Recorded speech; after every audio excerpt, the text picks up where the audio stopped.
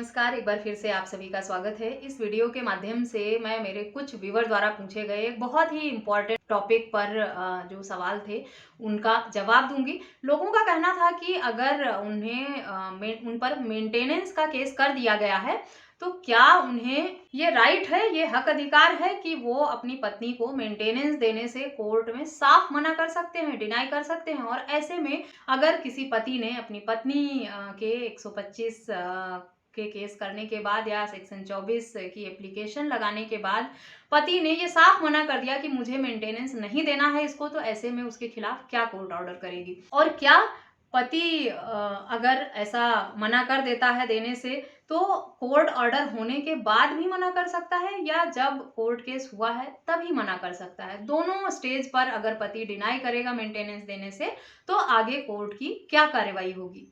और पति कब मना कर सकता है मेंटेनेंस देने से और कोर्ट को उसकी बात माननी भी होगी और उसके खिलाफ किसी भी तरह का ऑर्डर नहीं होगा? ये सवाल थे जो कुछ लोगों ने मुझे मैसेज करके पूछा था। तो चलिए जानते हैं कि मेंटेनेंस केस में अगर आप मना करते हैं तो किस आधार पर आप मना कर सकते हैं और कब मना कर सकते हैं। सबसे पहले जानते हैं कि अगर आपके खिलाफ मेंटेनेंस का केस हुआ है, चाहे 125 सीआरपीसी का हो, चाहे डीवी के केस में एप्लीकेशन लगाकर सेक्शन 24 की मेंटेनेंस की मांग की गई हो, तो जब आपसे मेंटेनेंस की मांग की है आपकी पत्नी ने तभी आपको ये हक अधिकार है कि आप अगर देने से मना करना चाहते हैं मेंटेनेंस तो क्यों मना करना चाहते हैं, क्या वजह है, और इस ग्राउंड पर आप मना कर सकते हैं। आपकी भी सुनवाई होती है कोर्ट में, आपका भी पक्ष सुना जाता है अगर आपके पास प्रूफ है साबित करने के लिए।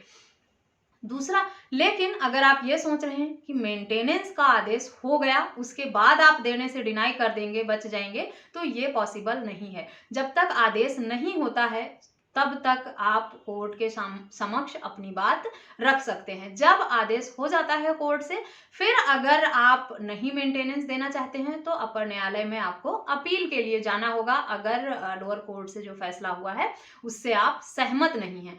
ऐसे आप मना नहीं कर सकते ऑर्डर होने के बाद मेंटेनेंस देने के लिए, क्योंकि अगर आदेश होने के बाद आप ऐसी गलती करते हैं तो आपके अगेंस्ट कोर्ट को हक अधिकार मिले हैं, वो आपके अगेंस्ट स्ट्रिक्ट एक्शन ले सकता है और आपको मेंटेनेंस देना ही पड़ेगा, नहीं तो आप अरेस्ट भी हो सकते हैं, जेल भी जा सकते हैं। मेंटेनेंस ना देने पर आगे क्या क्या कार्रवाई होती है उस पर डिटेल वीडियो बनाई है मैंने, अगर आप देखना चाहें तो आप उन्हें देख सकते हैं। लेकिन अगर आपका केस शुरुआती दौर में है, कोई आदेश हुआ नहीं है और आप कोर्ट में साफ मना करते हैं मेंटेनेंस देने के लिए, तो कोर्ट में आपको वजह बतानी होगी कि आप क्यों मेंटेनेंस नहीं देना चाहते हैं। और आपके पास अगर ये कुछ वजह हैं तो आप मेंटेनेंस देने से बच सकते हैं। कोर्ट भी इसमें आपके खिलाफ किसी भी तरह का ऑर्डर नहीं करेगा, बस आपको कोर्ट के समक्ष सबूत देना होगा। अगर प्रूफ है तो आप सीधा मना कर सकते हैं, साफ मना कर सकते हैं और कोर्ट के समक्ष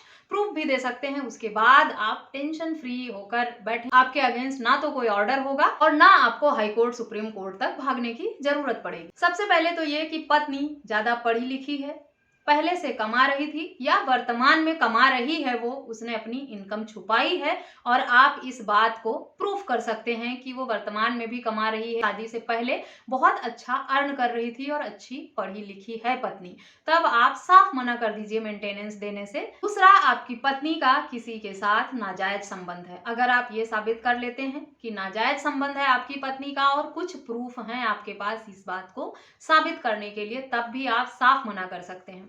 तीसरा ये कि पत्नी ने किसी से शादी कर ली है और उसने अपनी शादी को छुपा रखी है या शादीशुदा होकर भी मेंटेनेंस ले रही है और उसे लगता है कि ये बात किसी को पता ही नहीं है, दूसरी शादी करके भी पहले पति से मेंटेनेंस का केस कर दिया है। या पत्नी का कोई ऐसा स्ट्रॉन्ग बैकग्राउंड है, ऐसे परिवार से है, उसके नाम पर ऐसी संपत्ति है, उसके फादर मदर की प्रॉपर्टी उसको मिली हुई है, माँ बाप की इकलौती संतान है, उसके माता पिता ने उसको अपनी प्रॉपर्टी में नॉमिनी बनाया है, उसके फादर मदर की इनकम बहुत अच्छी है, वो प्रॉपर्टी की रेंटल इनकम ले रहे हैं और वो उनका केयर ऑफ आपकी वाइफ ही करती हैं और आने वाले समय में भी वो सारी प्रॉपर्टी जो उनके माता पिता की है या जो इनकम है वो सब उन्हीं को मिलने वाला है। वो अच्छे संपन्न परिवार से हैं और उनका बैकग्राउंड स्ट्रांग है, उनके पास वो अच्छे खासे संपत्ति की मालकिन है और प्रेजेंट में भी वो अपने माता पिता के साथ रह रही हैं। तो वो बेसहारा, बेरोजगार और सड़क पर भूखे मरने के लिए मजबूर नहीं है। ये सब बातें अगर आप साबित कर लेते हैं तो आप साफ मना कर देंगे मेंटेनेंस देने से, और तो भी आपके खिलाफ कोई ऑर्डर नहीं होगा। बस ये जो भी बातें बताई गई हैं इनको साबित करने के लिए आपको कोर्ट के समक्ष कुछ प्रूफ देना होगा, क्योंकि कोर्ट कहीं सुनी बातों पर आदेश नहीं देता है। आपको सबूत कोर्ट में देना होगा इन सारी बातों को प्रूफ करने के लिए। और अगर आपके पास कोई प्रूफ नहीं है वर्तमान में तो आप प्रूफ क्रिएट भी कर सकते हैं। सबसे पहले बात ये रहती है, लोग जैसे ही ये सारी बातें बताई जाती हैं कि आपके पास ये विकल्प है, लोग ये शुरू हो जाते हैं कहना कि एडल्ट्री कैसे साबित किया जाए, वो तो पत्नियां चोरी छुपे करती हैं, किसी को बताती थोड़े हैं। वो पति या पत्नी कोई भी हो, एडल्ट्री में कोई भी रहता है वो छुपाता ही है, लेकिन जहां चाह है भाई वहां राह भी है। अगर आप उसका सबूत निकालना चाहेंगे तो आप निकाल सकते हैं बहुत ही आसानी से। आज के टाइम में कुछ भी इम्पॉसिबल नहीं है। इंटरनेट का ज़माना है, सोशल मीडिया का ज़माना है, मोबाइल फ़ोन का ज़माना है, इतने सारे प्रूफ निकाले जा सकते हैं ढूंढ के। बस आपको सोचना है कि आप प्रूफ कहाँ कहाँ से कलेक्ट कर सकते हैं। और फिर भी अगर आपके पास समय नहीं है, आप बहुत व्यस्त इंसान हैं, तो आप थोड़ा पैसा खर्च करिए और कोई डिटेक्टिव हायर करिए और सारे प्रूफ कलेक्ट कर लीजिए अपनी पत्नी के खिलाफ, और फिर कोर्ट में आराम से प्रूफ कर दीजिए ये सारी बातें जो भी बताई गई हैं। या तो आप अपना समय और एफर्ट लगाकर खुद ये सारे प्रूफ कलेक्ट कर लें, और या आपको लगता है आपकी पत्नी कहाँ रह रही है, क्या कर रही है, आपको कुछ नहीं पता कि लाइफ में क्या चल रहा है, वो आगे बढ़ गई हैं या कुछ कर रही हैं, तो उन सबकी जानकारी आपको रखना होगा जब आपके खिलाफ इस तरह के मामले दर्ज हुए हैं। और अगर केस में बचना है, अपना बचाव करना है, झूठे मेंटेनेंस केस से बचना है, और आप अपने सर पर इतना दबाव नहीं चाहते मेंटेनेंस का, झूठी पत्नी को या एडल्ट्री में रहने वाली पत्नी को मेंटेनेंस नहीं देना चाहते हैं, तो इस सब के लिए सबूत भी आपको ही इकट्ठा करके कोर्ट में देना होगा। अगर नहीं देंगे तो आपके अगेंस्ट ऑर्डर हो जाएगा। अगर बचना है तो आप प्रूफ कलेक्ट करिए और कोर्ट के समक्ष साबित करिए। विकल्प दोनों रहते हैं आपके पास कि आप चाहते क्या हैं अपने मामले में, बैठे रहने से, सोचते रहने से, या डरने से आपकी प्रॉब्लम सॉल्व नहीं होने वाली। या तो आप खुद लग जाइए प्रूफ कलेक्ट करने में, या कोई व्यक्ति लगा दीजिए उस अपनी वाइफ के पीछे जो इस तरह के मामले की छानबीन करे और प्रूफ कलेक्ट करके आपको दे। ज़्यादातर मामले में ऐसा भी हुआ है कि पत्नियों ने दूसरी शादी कर रखी है या किसी अन्य व्यक्ति के साथ लिव इन रिलेशनशिप में रह रही हैं जाकर, एडल्ट्री ही हुआ। अगर आप मैरिड हैं और किसी अन्य व्यक्ति के साथ लिव इन में जाकर रह रही हैं, अपने माँ बाप के पास भी नहीं रह रही हैं, तो ये इससे बड़ा अपराध और क्या है कि आप किसी और के साथ जाकर एडल्ट्री में हैं, लिव इन रिलेशनशिप में अपनी लाइफ एंजॉय कर रहे हैं और पति पर इतना बड़ा बोझ डाल रहे हैं मेंटेनेंस का। भाई जब आपने दूसरा पार्टनर चुन ही लिया है, किसी और के साथ रह ही रही हैं, तो फिर पति के साथ लड़ना क्यों? उसको भी छोड़ो, माफ करो, आगे बढ़ो, आप अपनी लाइफ में खुश रहो, उसे अपनी लाइफ में खुश रहने दो।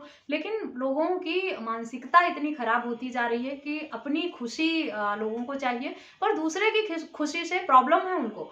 मैं अलग रहूंगी लेकिन इसको पनिशमेंट दूंगी, इसको सुकून से जीने नहीं दूंगी। मैं एडल्ट्री में रह सकती हूँ, मैं लिव इन में रह सकती हूँ, मैं लोगों के साथ लाइफ में आगे बढ़ सकती हूँ, मैं दूसरी शादी कर सकती हूँ, पति को नहीं करने दे सकती। क्यों भाई? पति ने आपसे शादी कर ली, ये उसकी सजा है शादी की कि वो लाइफ में आगे नहीं बढ़ सकता? पूरी लाइफ वो ऐसे मेंटेनेंस मुफ्त का देता रहेगा और आप अपनी लाइफ में मौज करती रहेंगे पति की कमाई से? ये तो बहुत ही गलत बात है।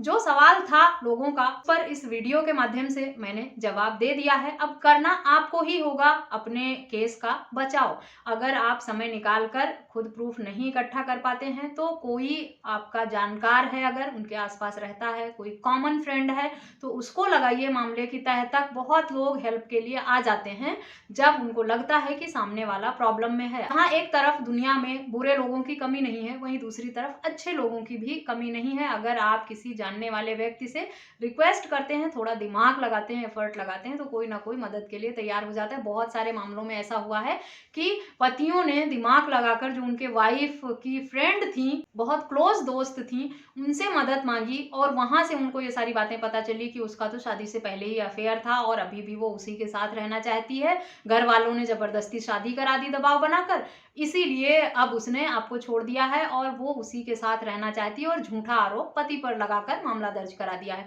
तो और पतियों ने ये सारे सबूत अपनी वाइफ के बेस्ट फ्रेंड से बातचीत करके उसको कॉन्फिडेंस में लेकर सारी बातें वहां से निकलवा ली, कौन व्यक्ति था, क्या था, और फिर पति ने काउंटर केस किया पत्नी के खिलाफ और उस व्यक्ति को भी पार्टी बनाया जिसके साथ उनकी पत्नी का पहले से अफेयर चल रहा था और इस तरह से उन्होंने अपने केस का फैसला अपने हक में लिया।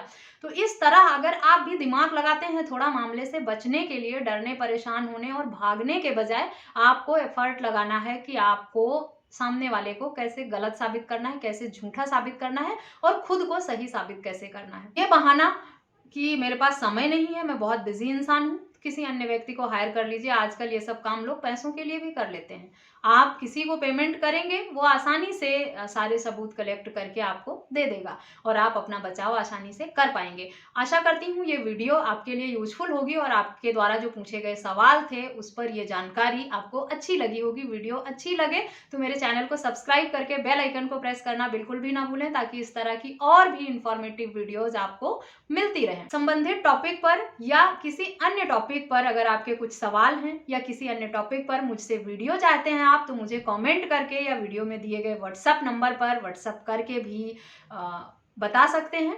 इस वीडियो में बस इतना ही, मिलते हैं नेक्स्ट वीडियो में, तब तक के लिए थैंक यू एंड बाय।